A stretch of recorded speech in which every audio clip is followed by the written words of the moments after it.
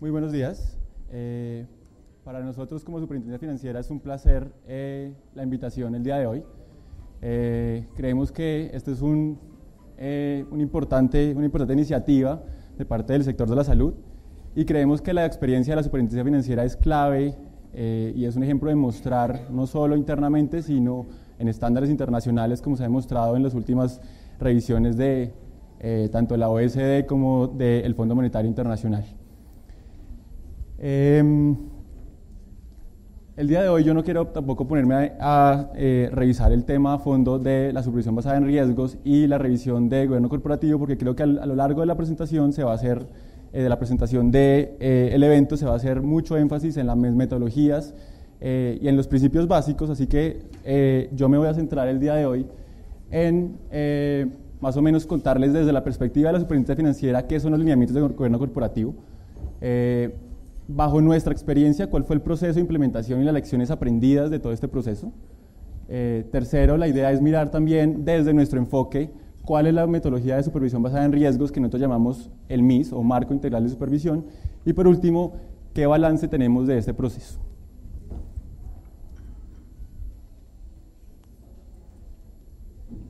Me gustaría hacer énfasis en esta frase que tiene la OECD en sus principios de gobierno corporativo.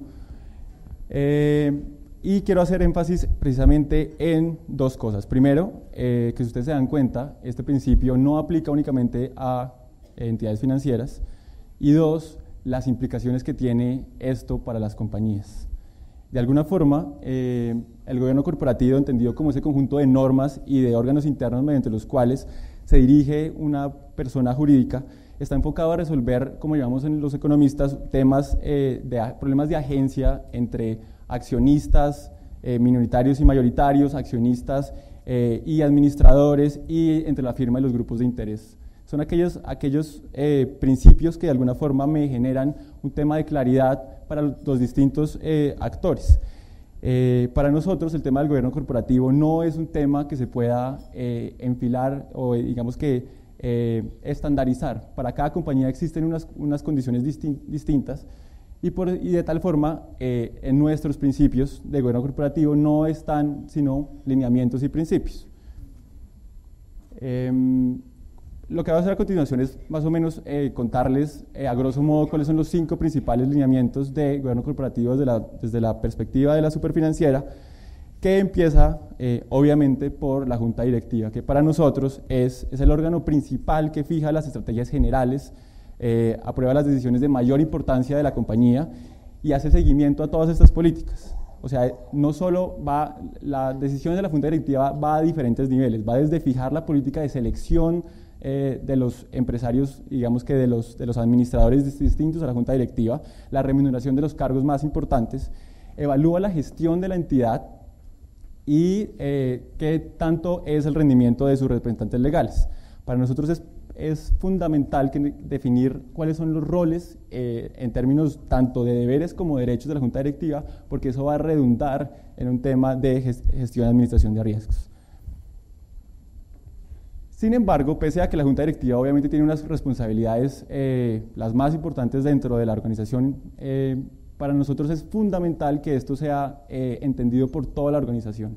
O sea, aparte de todos los organismos de control que ya vamos a ver a continuación y de otros administradores que no son la junta directiva, todos los funcionarios de la entidad tienen que ser conscientes de cuál es su rol dentro de este proceso y cuáles serían sus roles y responsabilidades. Tercero, para nosotros desde que vamos a ver más adelante, desde que incluimos el tema de las vinculadas en la administración de riesgos, para nosotros es particular que se reconozca la existencia de operaciones con vinculados, es decir, aquellos agentes que tienen algún grado de cercanía, ya sea por temas de capital o de administración con mi entidad, que se puedan resolver esos posibles conflictos de interés, porque de alguna forma estas relaciones de poder me exacerban los riesgos y me incrementan las exposiciones a los mismos. En un cuarto lineamiento, para nosotros también es fundamental el tema del fortalecimiento de los sistemas de control interno. O sea, hay diferentes órganos, tanto internos como externos, en los cuales nosotros nos apoyamos y son aliados estratégicos en la supervisión. Por el lado interno está obviamente lo que ya mencionamos, la Junta Directiva, que es el que tiene la mayor decisión, de mayor carga en términos de decisiones, pero también tenemos el Comité de Auditoría, el representante legal, el Departamento de Auditoría Interna, que también tienen una labor fundamental en el proceso de sistema de control interno. Adicionalmente, también hay otros de control externo que para nuestro caso adicional, aparte del revisor fiscal, tenemos el actuario responsable que para nuestras compañías de seguros se empezó a regir la semana anterior, donde generamos unos lineamientos de idoneidad para las personas que calculan las reservas técnicas y contralor normativo para el tema de valores. Entonces, todos ellos de alguna forma hacen parte de este proceso. Y por último, el tema de códigos de mejoras de prácticas corporativas. Este es un tema pilar en el tema de gobierno corporativo. ¿Por qué? Porque esto es totalmente voluntario. De alguna forma, en nuestros sistemas, como ya vamos a ver en una línea de tiempo, el tema de gobierno corporativo empezó con un tema de valores, inicialmente, emisores, de revelación de información, de protección de accionistas minoritarios, pero ha migrado a otras compañías que no están en el mercado de valores, que de alguna forma entienden la importancia de este tipo de medidas dentro de una gestión óptima de riesgos. Entonces, el código lo que hace es que de alguna forma me dice cumpla o explique. Entonces, la única obligatoriedad que tienen las compañías emisoras es llenar una encuesta que llamamos encuesta de código país, que son unos lineamientos de gobierno corporativo, pero si no los cumplen, ellos lo único que tienen que hacer de alguna forma es explicar por qué no están cumpliendo con estos requerimientos. Entonces, es importante que hagamos énfasis en el tema de la voluntariedad para entender por qué es tan importante el gobierno corporativo. Viéndoles de una perspectiva ya temporal, evidentemente el tema de gobierno corporativo no empezó con la superintendencia financiera, ya hay unas normas de carácter superior como el Código de Comercio y la Ley 222 del 95 que mencionan temas de gobierno corporativo. Pero nosotros como sector empezamos a hablar de gobierno corporativo en el 2001, cuando para que las AFPs pudieran invertir los recursos de la seguridad social en algunos tipos de compañías, nosotros les pedimos que para que esas inversiones fueran admisibles era necesario que se incluyeran unos lineamientos de gobierno corporativo. Esto fue en el 2001.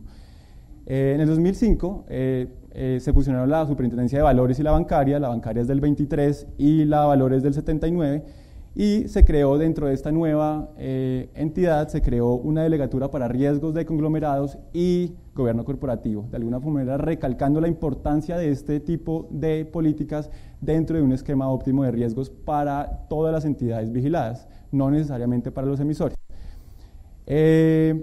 Dentro de estas distintas implementaciones normativas, quiero hacer énfasis en el marco conceptual de gobierno corporativo, que más o menos son los lineamientos que la superintendencia financiera espera de sus vigilados. Insisto, esto no es voluntario, cada compañía, sea emisora o no, decide adoptar estas medidas. Ya vamos a ver cuáles serían los incentivos que llevan a estas compañías a tomar estas decisiones. En el 2007, para un tema así muy exclusivo de valores, como les mencioné, se expidió la circular 019 del 2007 de Código País, que era más por un tema de revelación de información para temas de mercados de capitales. En el 2009, sin embargo, ya ampliamos el espectro y la circular de control interno ya cubrió a todos los agentes de mercado, sean o no sean emisores. Por último, en el 2012, obviamente eso ya se venía digamos que discutiendo desde mucho antes, el marco integral de supervisión, que como les contaba es nuestra implementación de la supervisión basada en riesgos, empezó a involucrar los temas de gobierno corporativo, porque de alguna forma de las 6 funciones de control que habla el MIS, ya vamos a ir a este tema, de 6 de ellos está la gestión y mitigación de riesgos, está la auditoría interna, el cumplimiento, que en los bancos y en algunas entidades llaman el compliance, y la alta gerencia y junta directiva. Todos estos 4 puntos son parte del gobierno corporativo y es el pilar de la supervisión basada en riesgos. ¿Qué podríamos encontrar de balance de este proceso de gobierno corporativo? Entonces, por un lado, se crearon organismos dentro de las mismas entidades únicamente exclusivas, dedicadas única y exclusivamente en temas de gobierno corporativo. De alguna forma empezamos a cumplir con estándares internacionales que no estábamos haciéndolo antes, como lo mostraba en la primera diapositiva con la OECD. Se generaron mecanismos de resolución de conflictos entre los diferentes stakeholders. De alguna forma, en las juntas directivas y en los comités de auditoría se empezaron a incluir actores independientes, que eso antes no se estaba viendo, que de alguna forma no tenían ningún grado de vinculación con la entidad. Se empezó a generar procesos de selección mucho más competitivos y transparentes. Empezaron a usar firmas de headhunters para buscar capital humano. Y finalizando, efectivamente se vio un fortalecimiento en los mecanismos de control, de seguimiento de la gestión y en las áreas de control interno. Creo que estas tres bullets me resumirían cuáles fueron las principales hallazgos y lecciones de este proceso. Primero, que el tema del gobierno corporativo no es un medio, no es un fin como tal, o sea, no es un cumplimiento de una norma del supervisor, es un medio, ¿para qué? Para poder encontrar mayor generación de valor. De alguna forma hay mejor gestión de los riesgos y un menor costo de financiamiento. Esto, si ustedes ven en los casos de nuestras vigiladas, todos los casos de éxito en los cuales hay compañías que han mejorado de alguna forma su participación de mercado, que tienen productos mucho más elaborados, son compañías que detrás tienen un gobierno corporativo robusto y totalmente transparente para todos los stakeholders. Segundo, es importante la socialización y la profundización de las prácticas exitosas como las compañías que les acabo de mencionar, para que toda la industria entienda por qué es que hay incentivos de tener un gobierno corporativo, cuáles son los beneficios reales de tener unos gastos en todas las compañías para poder aplicar este tipo de cosas. Y por último, este no es un tema única y exclusivamente de regulación. Obviamente hay unos órganos gubernamentales que van a tener, digamos que unas normas y un régimen sancionatorio, sin duda, pero la mayor parte de esto es un cumplimiento totalmente obligatorio y de entendimiento de la necesidad del gobierno corporativo dentro de una estructura de riesgos.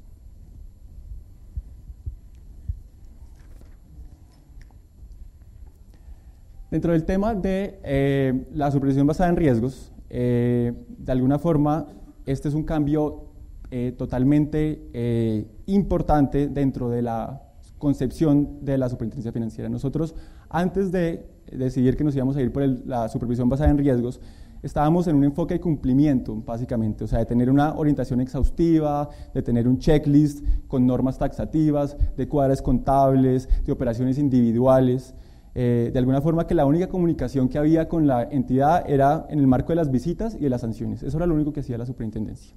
Con el marco integral de supervisión hay un cambio de mentalidad institucional y ahora lo que estamos tratando de mirar es una visión integral de la firma, una supervisión especializada de principios, donde el supervisor es experto en lo que está haciendo y sabe perfectamente cuáles son las líneas de negocio más importantes, cuáles son los riesgos a los cuales la entidad se está exponiendo con esas actividades, y que de alguna forma hay un espacio de discusiones, más recomendaciones, menos sanciones. Pasamos de un régimen paternalista a un régimen de, oiga, usted ya es un mayor de edad, sentémonos a ver qué es lo que usted está haciendo. ¿De acuerdo? ¿Cuál es el fin último para nosotros del marco integral de supervisión? Es la estabilidad del sistema y la protección al consumidor. O sea, de ahí son los pilares de todo lo que hacemos en términos de supervisión. Y para eso, obviamente, nos vamos a enfocar en la identificación de los riesgos de las entidades, en evaluar la efectividad de la gestión de los riesgos, en calificar ese perfil de riesgos y en elegir entre todas las opciones que hay en términos de supervisión cuál es la más eficiente. Hay cuatro pilares que quiero de alguna forma hacer énfasis para el tema de la supervisión basada en riesgos. El primero son enfocarse en riesgos materiales, o sea, cuando hablamos de riesgos materiales son todos aquellos riesgos que se pueden materializar con altas probabilidades y que pueden afectar a los tomadores de pólizas y a los depositantes. ¿Por qué hablo de estos dos agentes? Porque inicialmente la superintendencia, y como ya les voy a mostrar a continuación, ha decidido empezar con unas entidades y después empezar a hacer un análisis transversal de este tipo de supervisión. Entonces, En una segunda instancia, la supervisión cambia a ser una supervisión totalmente prospectiva. O sea, con simplemente llenar formatos, yo puedo ver lo que ha pasado, valga la redundancia, en el pasado, pero no puedo ver cuáles son los riesgos a futuro, ni puedo tener una visión forward-looking de hacia dónde tiene que migrar la supervisión. De alguna forma, con esto yo puedo tener soluciones conjuntas, porque yo me puedo sentar con la entidad y mirar qué podría ser los pasos a seguir dependiendo de un riesgo que yo veo que se podría materializar.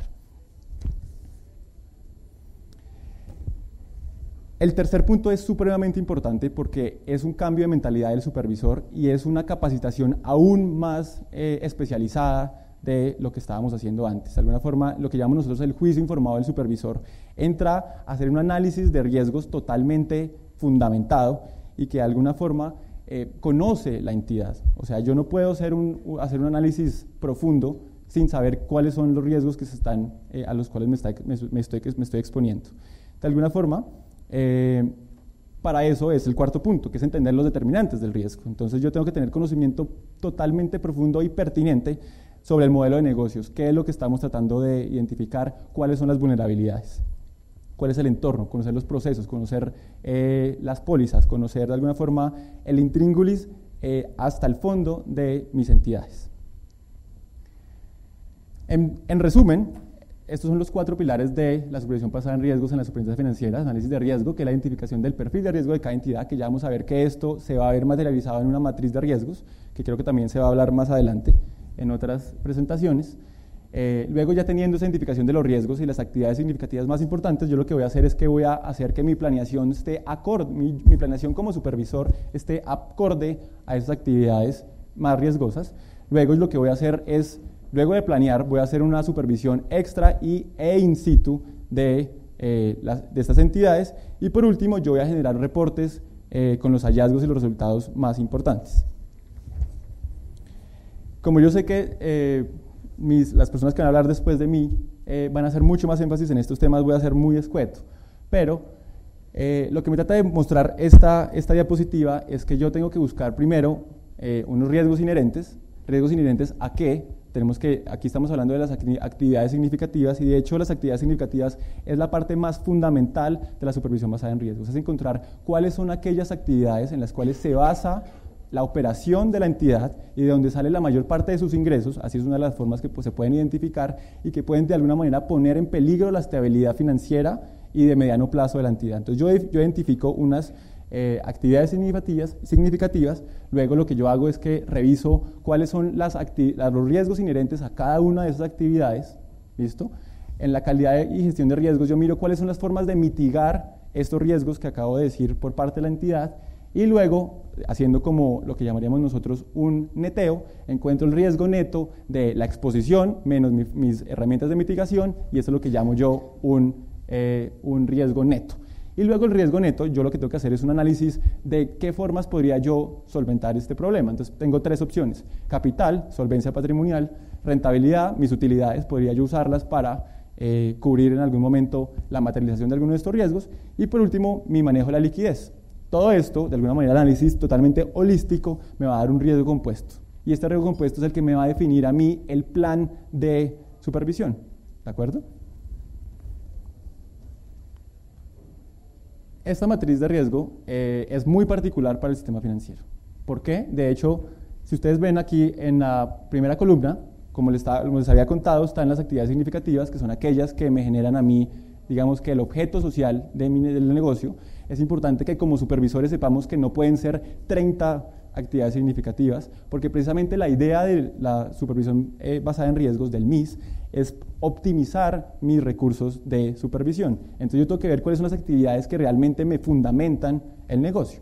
Teniendo esto, yo lo que voy a buscar son los riesgos inherentes. Para nuestro caso en particular, obviamente esto no se puede generalizar, dependiendo de la industria. Tenemos el riesgo de crédito, riesgo de mercado, riesgo operativo, riesgo de seguros, riesgo de lavado de activos y el riesgo estratégico. Pero tengan en cuenta que muchos de estos riesgos son transversales ni siquiera al sistema financiero, sino a la economía. Por ejemplo, si yo estoy hablando de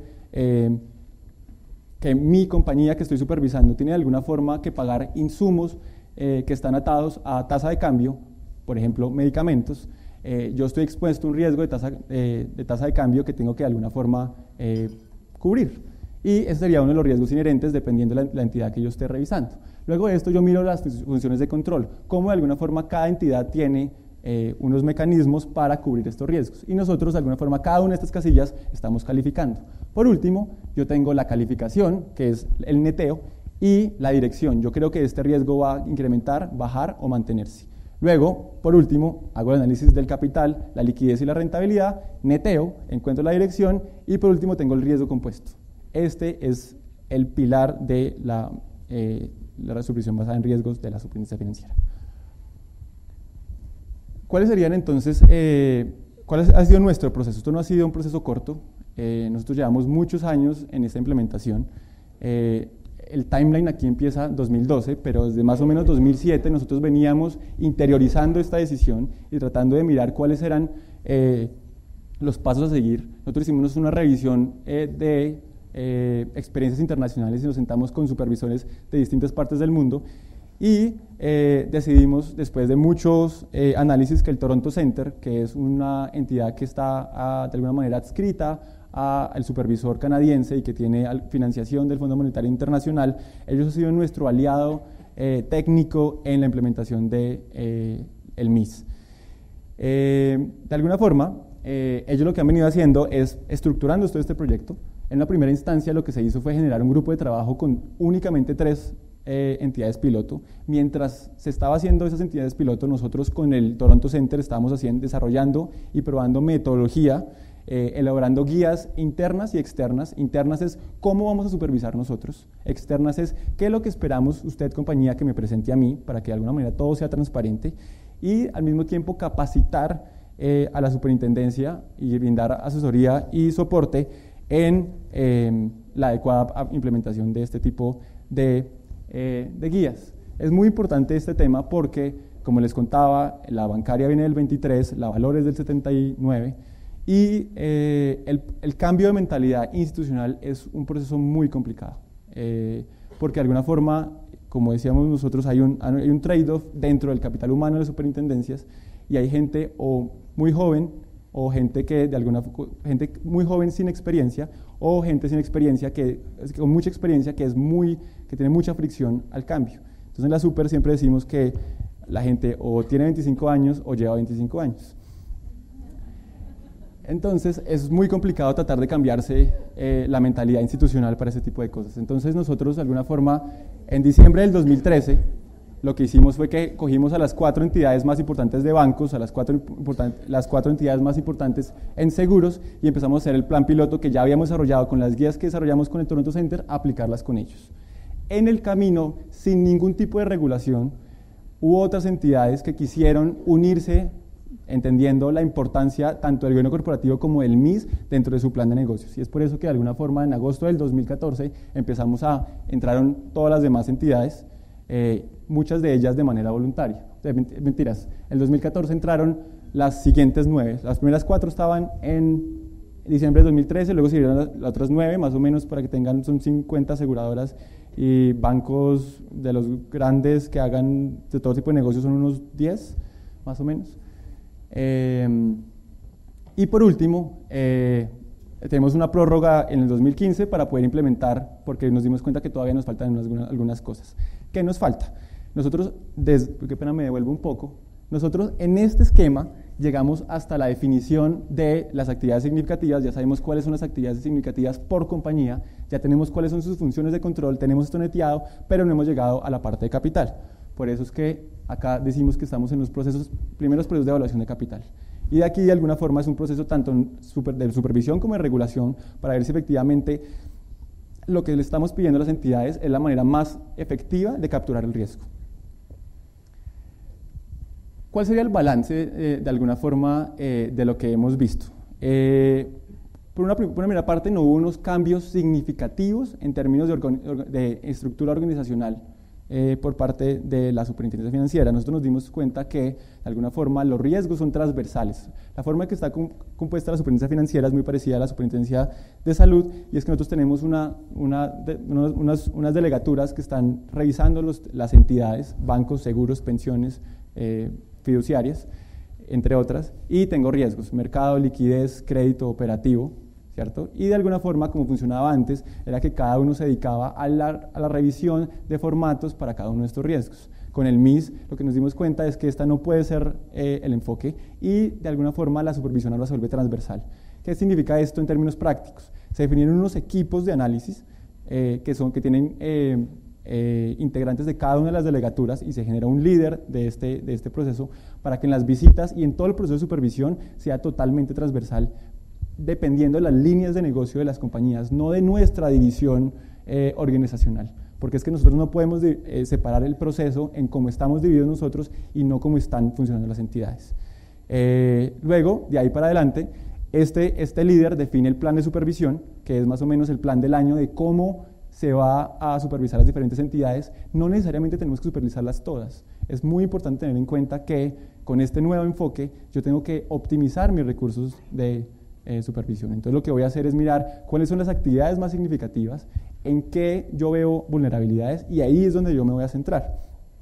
Por último, luego de tener este plan hecho por el grupo de trabajo, esto se pasa a un comité de supervisión, el cual está integrado por el superintendente y los superintendentes delegados que definen efectivamente el plan a seguir a lo largo del año.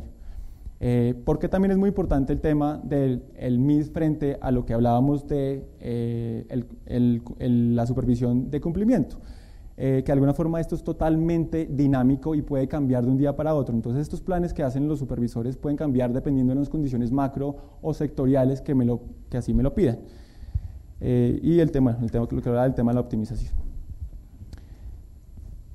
Ya para finalizar, quedo un par de personas bostezando. El tema de las lecciones, yo creo que hay 5 temas en particular que quiero hacer énfasis. El primero es un tema de que nos dimos cuenta que la información suministrada por reportes estándares es importante, ¿de acuerdo? Nosotros tenemos que seguimos pidiendo esta información a las entidades, seguimos en una revisión de todos estos históricos, pero de alguna forma no es suficiente. Con esto yo no puedo hacer ningún análisis prospectivo. Yo puedo analizar de alguna manera cambios en patrones, pero no puedo adelantarme a materializaciones de la vulnerabilidad. Es por esto que de alguna forma nosotros creemos que es importante tener elementos cualitativos dentro de este análisis, poder sentarse con las entidades, poder ver cómo es su visión del negocio y cuáles son los riesgos que ellos mismos creen a los cuales están vulnerables y cómo lo están de alguna manera cubriendo. Y para esto obviamente necesitamos unos supervisores altamente capacitados, como hemos mencionado, que puedan identificar y evaluar el riesgo. Y por último, tercero, el empoderamiento de la auditoría y el control interno. Para nosotros es fundamental porque estos son aliados nuestros en el proceso de supervisión. Como acabamos de decir que la idea de toda esta metodología es de alguna forma optimizar. Nosotros está mal usada la palabra delegar porque no estamos delegando ninguna de las funciones, pero podemos apoyarnos en ellos, en revisar qué es lo que ven ellos en términos de actividades críticas y no vamos duplicando esfuerzos.